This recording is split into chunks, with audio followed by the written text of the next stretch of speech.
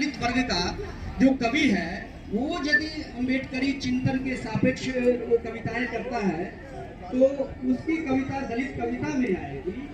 लेकिन यदि उसी स्वाद की उसी टेम्पर की चीजें अन्य कवि लिखता है, जैसे ओबीसी कवि लिखता है या वो सवर्ण कवि लिखता है, तो वो चीजें भी इस चिंतन के आसपास तो हैं, लेकिन वो दलित मित्र कविता हो सकती है, दलित कविता नहीं हो सकती।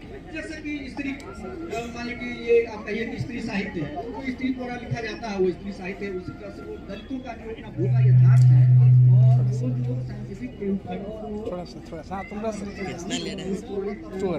चिंतन के साथ वही वो दलित साहित्य है। और मैं इस बात को रखते हुए मैं एक और ये एक तरह से प्रश्न छोड़ के जा रहा हूँ कि आप देखेंगे कि जो मुंशी प्रेमचंद, जिसको हम उपन्यास सम्राट बोलते हैं, उन्होंने लगभग 300 कहानियाँ लिखी, जिसमें लगभग 3 दर्जन कहानियाँ उनकी दलित संदर्भ की कहानियाँ हैं, जिसमें एक कफन जो वो करीब अपने मृत्यु के समय में लिखते हैं, वो बहुत वाहियात कहानी है। वो एकदम सवर्ण दिमाग से लिखी हुई कहानी, मुझे विरोधी कहानी है। लेकिन मेरा प्रश्न ये है, चित्त लोगों के साथ है तो आपको दिखना भी चाहिए। मुझे नहीं लगता है कि कोई वैसा अभी तक कवि हुआ है जो इस तरह से पूछा हो। सबसे तो एक बड़ा नाम है कविता में मुफ्ती, लेकिन मैंने उनकी आलोचना की थी, तो पत्रिका में 18 पेज में वो उसमें निकली थी, तो मैंने उसका पोस्टमार्टम किया था। आप उसमें देखेंगे, आप बता दीजिए कि कोई एक भी कविता मुक्ति बोध की है जो वो सीधे सीधे वो दलित हित को संबोधित करती हो। और वैसे तो वामपंथी मिजाज साहित्यकार कहे जाते हैं, लेकिन आप उनकी देखिएगा कि उनकी कविता और वो कहानी दोनों में वो भूत प्रेत वगैरह का बिंब वगैरह भी आता है। ब्रह्म राक्षस वाली कविता भी है और एक कहानी भी है। तो निष्कर्ष रूप से मैं ये कहना चाहता हूँ कि दलित साहित्य को हम समाज के की जो बनावट है उसके अनुसार हम देखते हैं कि जो हमारा भोगा यथार्थ है वो उसमें सामने आता है। और जो हमारे साथ आने का दम रखते हैं, वैसे प्रगतिशील मित्रों को चाहिए कि आप एक ईमानदारी बरते और चाह कर आप कविता कहानी जो भी जिस विधा में आप सक्षम है उसमें आप वो दलित हित की बातें करें, तब उनकी आपकी बातें वो लगेगी कि नहीं हमारे हित के अनुकूल है और आप उस दिशा में काम कर रहे हैं। धन्यवाद। बहुत बहुत शुक्रिया, बहुत ही धन्यवाद जी। और यकीनन जैसा कि ने बहुत सारी बातें कही, किसी भी खास विमर्श की जब हम बात करते हैं तो उसकी रचनाओं में उसके शोषक वर्ग का जो जिक्र होता है, उसकी पहचान और व्यक्ति का सत्ता से दर्ज होना चाहिए, तभी हम उसे एक विशेष विमर्श की बात कर सकते हैं, रचना की बात कर सकते हैं और उसमें पहचान सकते हैं। हमारे अगले वक्ता है ठाकुर जी, जो कि अध्यापन से जुड़े हुए रहे हैं और इनकी एक किताब है, पुस्तक, जिसका कि शीर्षक है दलित साहित्य का समाज। हरिनारायण ठाकुर जी, इधर देखो ब्यास से हम। नमस्कार। पुस्तक प्रेमी विद्याध्यान में नालंदा सभागार में एक संगोष्ठी का आयोजन किया गया है। इसके निवेदक हैं केदार दास एवं अध्यक्ष मित्र भाई, छोटे भाई हरिनारायण जी, सभागार में उपस्थित सदीजन मित्रों, प्रेस मीडिया से आए बंधु, आज का विषय मैं अचानक आया मुजफ्फरपुर से यहाँ मेला देखने घूमने, और मुझे ये अच्छा है, मेरा सौभाग्य है। मैं मंच को आयोजक को धन्यवाद देना चाहता हूँ, आभार व्यक्त करना चाहता हूँ। बोलना पड़ रहा है दलित कविता पर बोलना है। हाँ, अब ये दलित नाम नया है भारतीय साहित्य और इतिहास में, दलित नाम नया है। शूद्र नाम पुराना है और ज्योतिबा फुले ने शूद्र में तो 2 वर्ग में शूद्र को विभाजित किया, शूद्रों को, शूद्र और अतिशूद्र। तो अतिशूद्र जो अछूत समाज रहा है उनको हम दलित कहते हैं, सीधी बात। भारतीय साहित्य और संस्कृति की जो लंबी परंपरा है, बहुत पुराना इतिहास है, उसमें वैदिक साहित्य, ब्राह्मण साहित्य, सनातन जो का लीजिए, बौद्ध साहित्य और उसके बाद भक्ति काल, रीति काल से होते हुए हम यहाँ अपने काल तक आते हैं। तो ये तमाम लंबा दौर है और इसी बीच यह नाम आया है और बताया गया इस मंच से। पश्चिम में जो हमारे यहाँ जाति और वर्ण भेद है, यूरोप और अमेरिका के देशों में जाति और वर्ण नहीं है, वहाँ नस्ल काले गोरे का भेद है, रहा है, अब तो लगभग मिट चुका है। तो बड़ी लड़ाई, लंबी लड़ाई वहाँ 50-60 के दशक में काले गोरे की लड़ी गई थी। मार्टिन लूथर किंग का नाम आपने सुना। और भारत में फूले, अंबेडकर और पेरियार, बाबा साहब भीमराव अंबेडकर का नाम आज सभी जानते हैं। कार्मिक आमजन पहले कुछ 20-30 वर्ष पहले तक ये नाम चर्चा में नहीं था।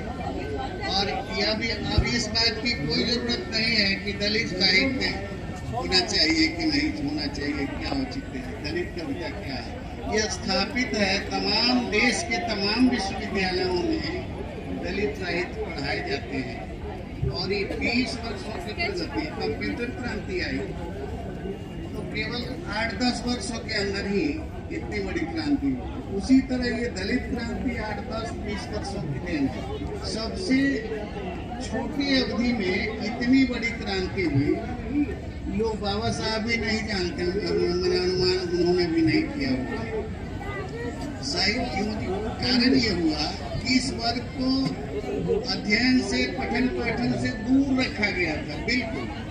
और जब आधुनिक काल में नवजागरण के बाद में पढ़ने का अधिकार मिला, स्कूल जाने का और तमाम अनुशासन में, विधाओं में इनका प्रवेश हुआ, यह वर्ग पढ़ने लिखने लगा, तो इसने अपने इतिहास और साहित्य को खोजना शुरू किया। देखा, अरे इस इतिहास साहित्य में मेरे लिए तो कुछ है ही नहीं, बल्कि सारी व्यवस्था हमारे विरुद्ध ही है। इसीलिए इसने अपने इतिहास और साहित्य संस्कृति कि हम कहाँ है, क्या है। आप कहने के लिए खूब सुनते होंगे, वाल्मीकि दलित थे, चंडाल थे, व्यास निषाद थे। तो जब वाल्मीकि और व्यास ही दलित शूद्र हो गए तो झगड़ा किस बात का। यह तमाम परंपरा आपकी दलित परंपरा है और मुख्यधारा की परंपरा है। असल में ऐसा कुछ है नहीं, प्रतिरोध की बात है। हम कोई भी जात, कोई भी वर्ग के हों, एक खास विचारधारा और ट्रेंड आ रहा है, एक बात चल रही, एक दर्शन है, उसको हम मानने वाले हैं, उसको जस्टिफाई कर रहे हैं, न्याय संगत बना रहे हैं। तो हम किसी भी वर्ग के हों, हमारा केवल जाति से हमारी पहचान नहीं हो सकती। दलित साहित्य चर्चा में तब आया जिस तरह मार्क्सवादी साहित्य है, जब इसने प्रतिरोध शुरू किया।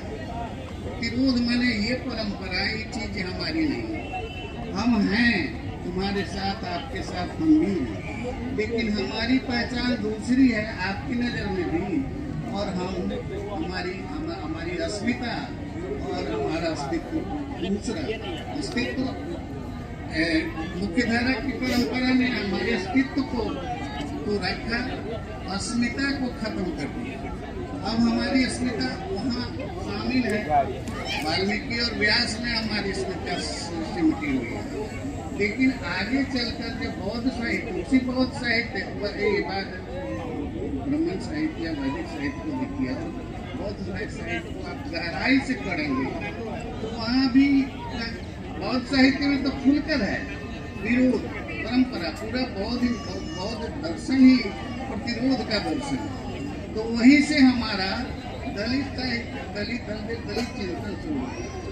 आधुनिक काल में वहाँ से ब्लैक लिटरेचर से होते हुए मराठी में यह दलित साहित्य हुआ और दलित कविता 60 के दशक में पहली मराठी कविता लिखी गई।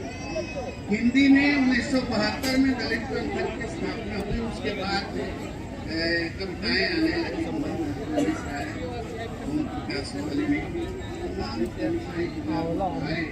और पूर्वाधार कविताएं लिखी जाने। आज की जो कविता है वह बिल्कुल धारदार कविता है। हमारी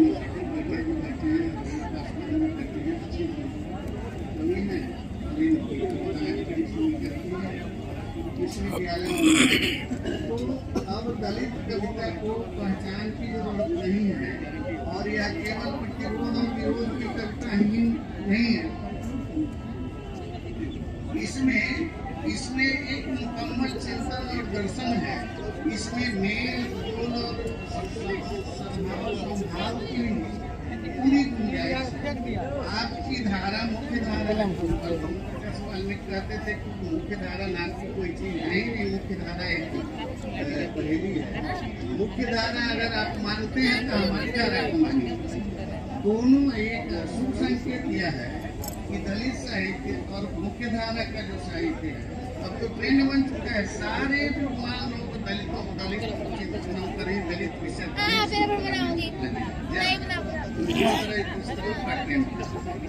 तो आप मिलजुल करके एक धारा हमारी साहित्य में उसी तरह से आरक्षण की तरह दलित साहित्य वैसा नहीं होना चाहिए। कोई धारा नहीं, सबकी समानांतर धारा चली आ रही है। वैदिक परंपरा काल से निर्गुण सगुण क्या नाम दिया गया।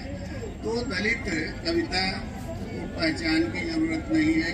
दलित कविता स्थापित है और दलित कविता केवल मुंशी जी ने कहा कि दलित जो जन्म से दलित है वही दलित कविता लिख सकते हैं। भोक्ता और दृष्टा दो चीजें जो भोगने वाले हैं, जो देखने वाले हैं। लेकिन मेरा थोड़ा सा इसमें यह है कि प्रेमचंद ने लिखा